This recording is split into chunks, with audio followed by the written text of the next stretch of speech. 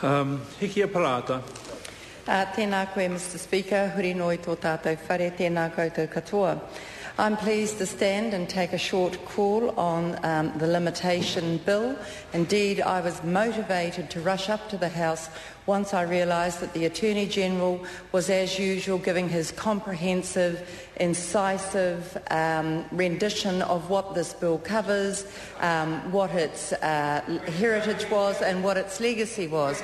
And it's important that we have the opportunity to hear that kind of leadership in the House and to inspire Mr Hipkiss that response from our backbench members to get here as soon as possible to support the passage of this piece of legislation through the House. This is an important piece of legislation. It does, as my colleague Simon Bridges said earlier, and which has been reiterated by that side of the House also, set out to balance those rights that both the claimant and the defendant have. And the allocation of rights and the management of rights is an issue that continues to vexes Parliament after Parliament, and this particular bill takes the opportunity of clarifying just this piece of legislation which allows claimants to bring their cause of action before the court, and also, though, allows defendants to know that they are not going to be subject to claims long past the time when one might say that it is fair for them still to be heard.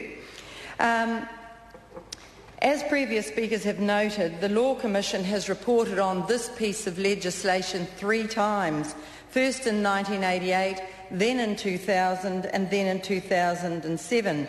The 1950 Act has exercised them somewhat in that it has taken such a long period of time to finally bring it to the point we've got it to now, where legislation is prospectively or imminently to be passed and will give greater certainty to people who are engaged in the process of having their rights heard and balanced and judged.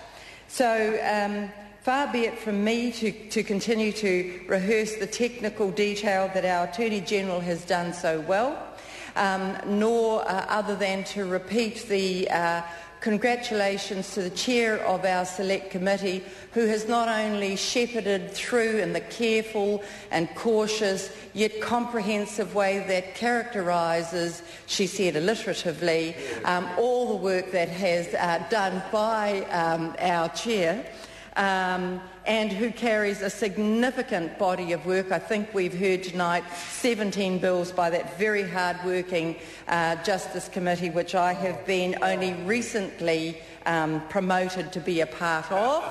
And of course, you other members too, if they try hard enough, could also find themselves one day on the Justice and Electoral Select Committee. Possibly doesn't apply to everyone in the House tonight, but also the Deputy Chair, who stands ready at a moment's notice to support the work that the Chair has done.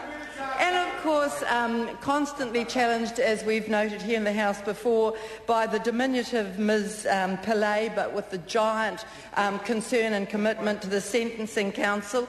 Of course, with the incisive Mr Quinn and his rapid and thrusting razor-sharp interventions which continue to keep us on our toes, parried each thrust by the inimitable Mr Parker.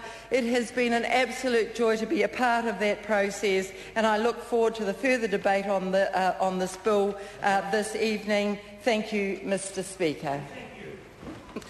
Member